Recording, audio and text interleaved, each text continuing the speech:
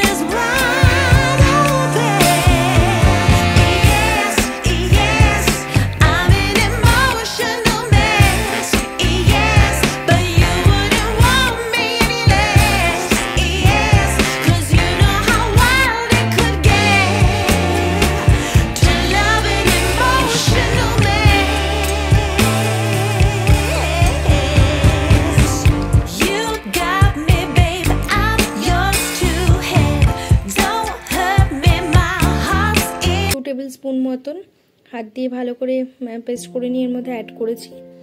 আর একটু পেঁপে অ্যাড করেছি, দেখুন 4-5 টুকরো মতন পেঁপে এর মধ্যে অ্যাড করে নিয়েছি। ভালো করে মিশিয়ে নেব। ভালো করে মিশিয়ে নিয়ে এটা কিন্তু আমি কন্টেনারের মধ্যে দিয়ে পেস্ট করে নেব। তো এটাকে কিন্তু আবারও ভালোভাবে মিশিয়ে নেব। আর অবশ্যই ঠান্ডা করে পেস্ট করবেন, গরম অবস্থায় পেস্ট করবেন না। আমি কন্টেনারের মধ্যে এটাকে তুলে নেব। আর তার মধ্যেই কিন্তু আমি এর মধ্যে দই দিয়ে নেব, পেস্ট করে নেব। দেখুন পেস্ট হয়ে গেছে, কত সুন্দর করে পেস্ট হয়ে গেছে। এবার আমি কড়াইতেই সামান্য তেল দিয়ে নেব। ওই কড়াইতেই তেলটা একটু গরম করে নেব। এবার আমি এর মধ্যে টমেটো কুচি দিয়ে নেব। একটা গোটা বড় সাইজের টমেটো এর মধ্যে দিয়েছি। এর মধ্যে আমি রসুন আর লঙ্কা পেস্ট দিলাম আর আদা বাটা দিলাম। রসুন 1 টেবিল স্পুন মতন আর আদা বাটাও তাই। আর যে মশলাটা প্রথমে আমি শুকনো খোলায় নাড়াচাড়া করে নিয়েছিলাম, সেটাও আমি পেস্ট করে রেখেছিলাম বলেছিলাম, তো ওই পেস্টটাও এর মধ্যে কিন্তু আমি দিয়ে দিলাম। আর যেটা পেঁয়াজ আর পেঁপে একটুখানি পেস্ট করে নিয়েছিলাম আর কসুরি মেথি, ওটাও আমি এর মধ্যে মিশিয়ে নিলাম। ভালোভাবে নাড়াচাড়া করে নেব। তার আগে এর মধ্যে একটুখানি আমি ধনে গুঁড়ো দিয়ে নেব আর সামান্য একটু হলুদ গুঁড়ো দিয়ে নেব। আর কসুরি মেথি তো দিয়েছি, তো এর মধ্যে কিন্তু আমি একটু কাশ্মীরি লঙ্কার গুঁড়ো দিয়ে নিলাম। কাশ্মীরি লঙ্কার গুঁড়োটা কালার আনবে খুব সুন্দর একটা। তো ভালোভাবে মিশিয়ে নেব। এবার আমি এটাকে ভালোভাবে কিন্তু এটাকে একটু কষাতে হবে।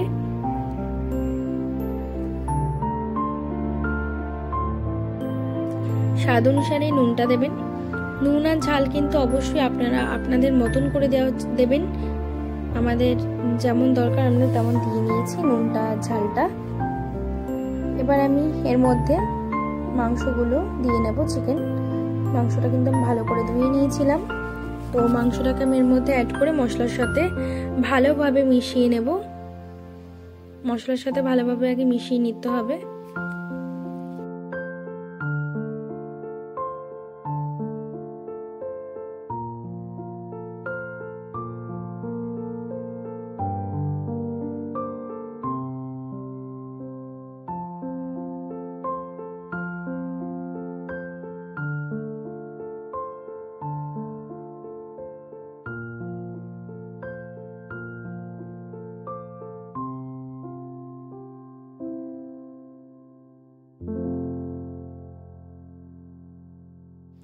এবার আমি মাংসটার মধ্যে কারি পাতা দিয়ে দেবো। কারি পাতাগুলো আমি ভেজে রেখেছিলাম।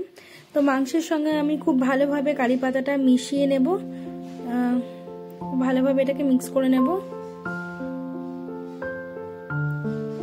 আলাদা করে কিন্তু জল দেওয়ার প্রয়োজন নেই। একটু ঢেকে ঢেকে শিম আঁচে করলে কিন্তু মাংসটা থেকে জল ছেড়েও আসবে আর খুব ভালো হবে মাংসটা। মুগ মশলায় কিন্তু জল দেওয়ার প্রয়োজন পড়ে না।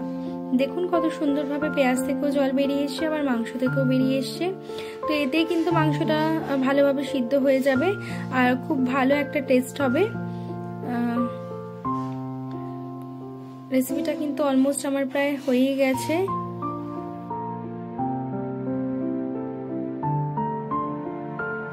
আপনারা কিন্তু অবশ্যই ভিডিওটা শেষ অবধি দেখবেন আর সাবস্ক্রাইব করবেন। আপনাদের একটা সাবস্ক্রাইব কিন্তু আমাকে উৎসাহ দেবে নতুন নতুন ভিডিও আপনাদের সঙ্গে শেয়ার করার।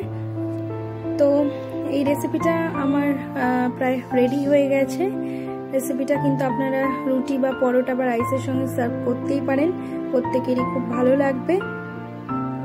মুগ মশলার সিম্পল রেসিপিটা কিন্তু খুব সিম্পলভাবে রেডি হয়ে গেছে। তো নামানোর আগে এর মধ্যে আমি হাফ মতন লেবু দিয়ে নিয়েছি। হাফ লেবু রস আমি এর মধ্যে অ্যাড করলাম। এটাই কিন্তু এটা সিক্রেট, এটা কিন্তু খুবই ভালো টেস্টি হয়, একদম টেস্ট অন্যরকম হয়ে যায় হাফ লেবু দিলে পরে। আর আমি এর মধ্যে কিন্তু একটু কসুরি মেথিও অ্যাড করে দিলাম। কসুরি মেথি স্মেলটা কিন্তু খুব সুন্দর বের হবে। লেবু আর প্লাস কসুরি মেথি মিলে কিন্তু টেস্টটা জাস্ট অসাধারণ হয়। আপনারাও এভাবে ট্রাই করে দেখবেন, ভালো লাগলে বাড়িতে অবশ্যই ট্রাই করবেন।